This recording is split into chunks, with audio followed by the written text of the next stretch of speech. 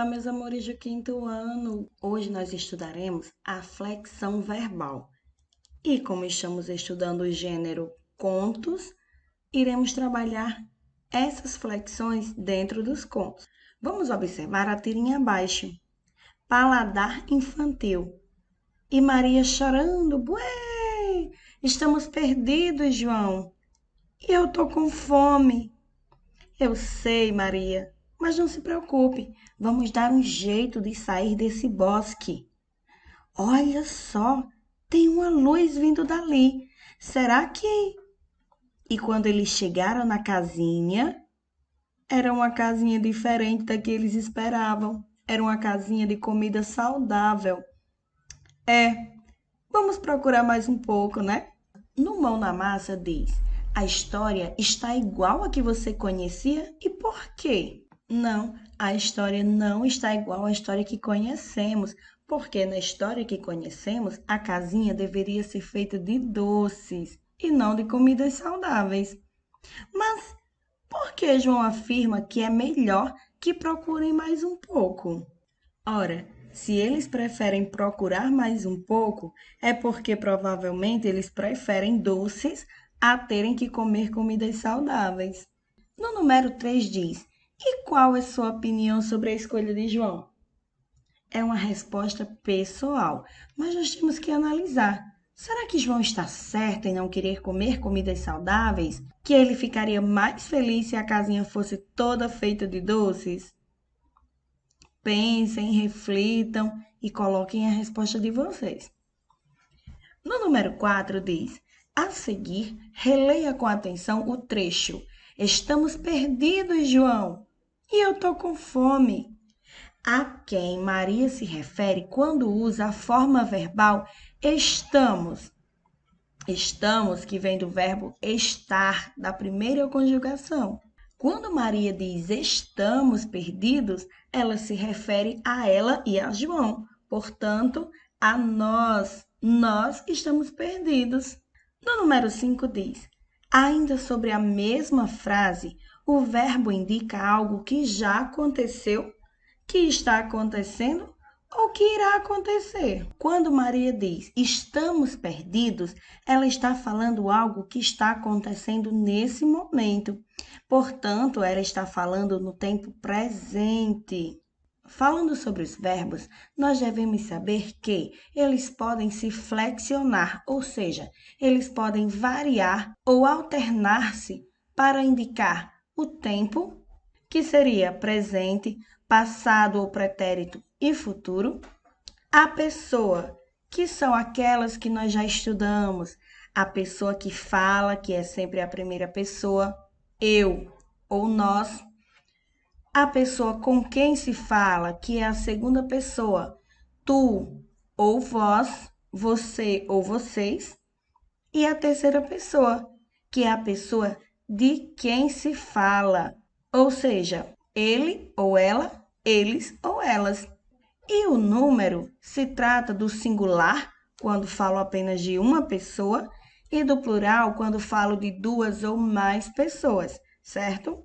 Agora observem a classificação dos verbos da tirinha conforme o tempo, a pessoa e o número. Eu tenho aqui os verbos estamos, tô, que quer dizer estou, sei e vamos. O verbo estamos está no presente. A pessoa que fala somos nós estamos, que é a primeira pessoa do plural. O verbo estou está no presente e se eu perguntar quem está? Eu estou. Então, eu falo da primeira pessoa do singular. Quando eu digo sei, eu estou perguntando quem sabe? Eu sei. E sei está no tempo presente, primeira pessoa do singular, eu.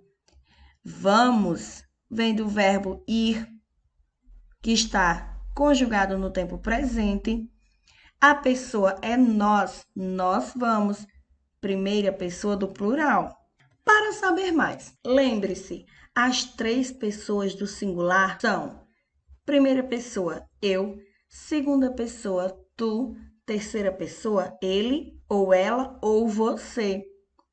Já no plural, a primeira pessoa é nós, a segunda pessoa, vós, e a terceira pessoa, eles, elas ou vocês. Esses pronomes pessoais nós não devemos esquecer, tá certo? Importante, ainda que o pronome você e vocês correspondam à segunda pessoa do discurso, a pessoa com quem se fala, eles são conjugados segundo as flexões da terceira pessoa gramatical.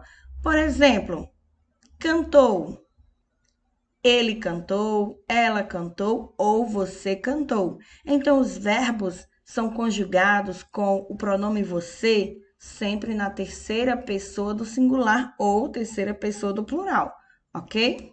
Nós temos na página 34 um RA que fala sobre as flexões dos verbos quanto ao tempo e quanto à pessoa.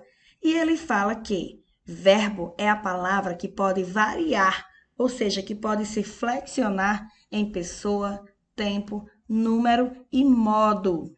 A variação em pessoa é a conjugação conforme as pessoas do discurso. Quais são as pessoas do discurso? As pessoas do discurso são primeira pessoa, quem fala, e os pronomes pessoais são eu e nós. A segunda pessoa é a pessoa com quem se fala. Os pronomes pessoais referentes são tu e vós. E a terceira pessoa é a pessoa de quem se fala. Os pronomes pessoais são ele, ela, eles ou elas. Quanto ao tempo, tomando como ponto de referência o momento da fala, os fatos expressos pelo verbo podem referir-se ao momento presente, que é o momento em que se fala, ao momento passado ou pretérito, que é o momento anterior ao momento em que se fala, ou ainda ao momento futuro, que é o momento posterior ao momento em que se fala. Por exemplo, Paulo lê. Eu estou dizendo que ele está lendo nesse momento, portanto, esse verbo está no tempo presente. Eduardo sempre nadava no riozinho da fazenda de seu avô. Ora, ele nadava, é algo que já aconteceu. Portanto, eu estou falando no tempo passado. No ano passado, Cristina comprou toda a coleção de CDs. Comprou é o verbo comprar conjugado no passado ou pretérito. Tenho certeza de que comprarei um carro japonês no próximo ano. Comprarei é algo que acontecerá no momento posterior à minha fala. Então, eu estou falando aí do futuro. Na página número 35, nós temos uma mão na massa que diz: leia um trecho do conto Sete de um Golpe Só, dos irmãos Grimm. Geleia de morango! Deliciosa geleia! Anunciava o vendedor. O alfaiate ficou com água na boca e, depressinha, comprou um pote de geleia vermelhinha e cheirosa. Passou uma boa camada de geleia numa fatia de pão que deixou na mesa para comer depois de terminar o trabalho. E continuou a costurar, cantarolando. Mas a geleia deu água na boca também de umas moscas que voaram zumbindo para cima dela. De acordo com este conto, o protagonista é um modesto alfaiate. Você sabe qual é o ofício dessa profissão? Será que um alfaiate cozinha, costura ou desenha? Muito bem, o alfaiate costura.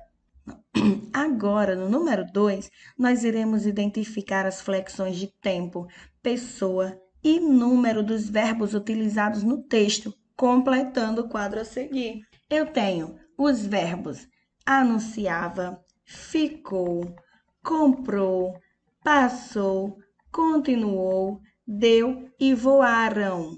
Nós vamos organizar esses verbos quanto ao tempo, pessoa e número. Vamos iniciar com o verbo anunciava. O verbo anunciava está no tempo passado. Terceira pessoa, ele anunciava, e o número singular. O verbo ficou também está no passado, algo que já aconteceu.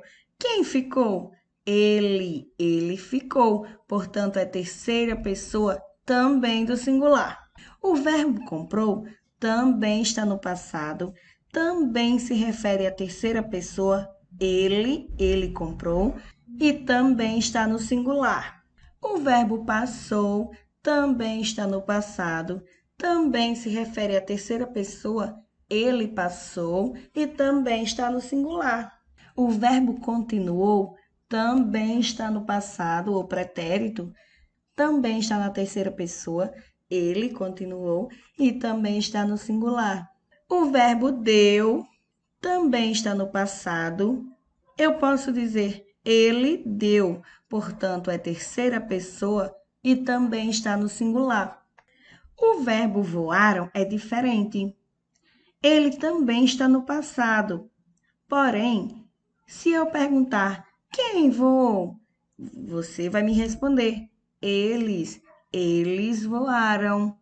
Então, está na terceira pessoa, eles, porém, é a terceira pessoa do plural. Nós nos referimos a mais de uma mosca. E no número 3 diz o seguinte: alguns dos verbos do texto não indicam tempo, não indicam número e não indicam pessoa, ou seja, eles não foram flexionados, não foram conjugados.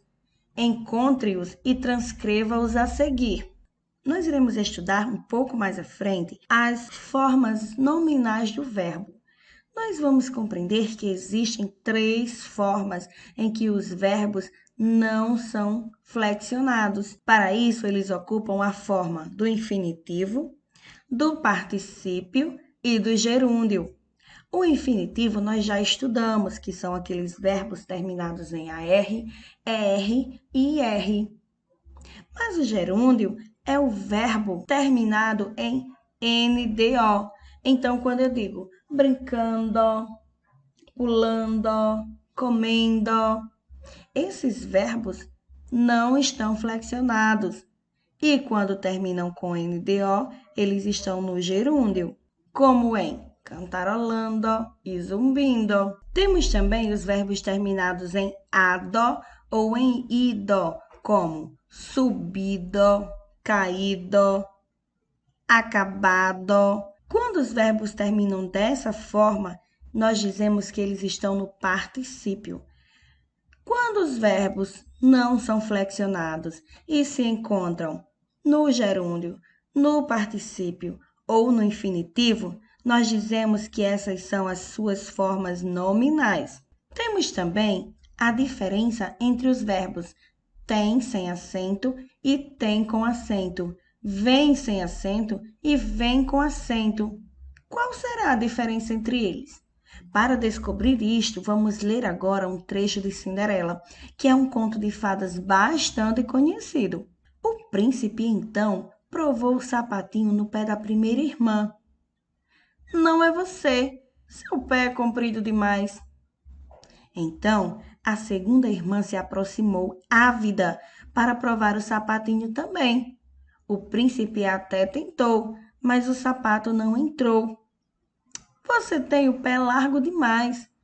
Olhe a forma como ele usou tem, sem acento. As duas decepcionadas começaram a chorar. O príncipe tentou consolá-las. Eu lamento, adoraria que o sapatinho servisse em uma das senhoritas, mas vocês têm os pés grandes demais. Nesse segundo momento, ele usou tem com acento. Vamos analisar essas duas palavras em destaque. Qual é a diferença de sentido entre tem sem acento e tem com acento? E quando devemos usar uma ou outra? Observe que ao usar tem sem acento, o príncipe está se referindo a apenas uma das irmãs. E quando ele usa o tem com acento, ele se refere às duas.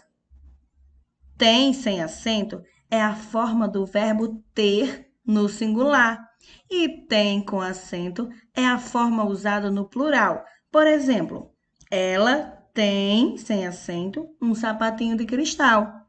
Elas têm com acento pés grandes demais. No singular, eu uso sem acento. No plural, eu uso com acento. O verbo vir se conjuga da mesma forma. Observem. Cinderela não vem ao baile, pois não tem vestido. O vem está sem acento, portanto, usado no singular. Ele está falando apenas de uma moça, a Cinderela. Já quando ele fala, todas as moças do reino vêm ao baile. Esse vem com acento está classificando a frase como estando no plural. São várias moças que vêm ao baile. Agora observe o texto da imagem a seguir sobre as pessoas que gostam de ler livros. Manias de quem lê. Conversar com o livro. Não faz isso.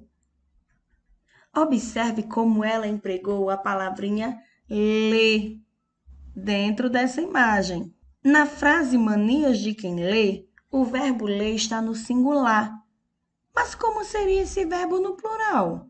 Considerando que de quem seria substituído por das pessoas. Vamos ver. Se eu voltar no quadrinho, eu vou perceber que manias de quem lê, se eu substituir de quem por das pessoas, ficará da seguinte forma: mania das pessoas que leem. Portanto, o verbo ler no plural se diz leem. Ele lê, eles leem. E para isso nós vamos colocar dois és no lugar de um só. Outros verbos são conjugados como o verbo ler. Por exemplo, o verbo ver, que no singular se escreve com acento e no plural acrescenta-se mais um E e o M. Por exemplo, ele vê muito bem a capa ao escolher um livro. No plural, todos veem quando o livro está na vitrine. O verbo crer, que no singular ganha a mesma forma. Ninguém crê com acento nos contos de fadas. São histórias fantasiosas. Já no plural, eu digo, algumas crianças não creem em histórias como a do João e do pé de feijão. O verbo dar também segue a mesma conjugação. No singular, é dê com acento. Eu sugiro que você dê uma olhada nesse conto. Você vai adorar. Já no plural, esse verbo é conjugado como deem. Quero que elas deem os livros de contos para as crianças, pois já leram todos eles. Temos também um objeto digital. Esse objeto digital está na página 36. Então, vocês vão lá no RA e vão procurar esse objeto digital e vão responder as perguntinhas, usando vê ou veem, lê ou leem. Eles, o álbum de fotos a toda hora. Como eu estou falando do plural, eu vou usar veem. Eles, tracinho, os dias passarem.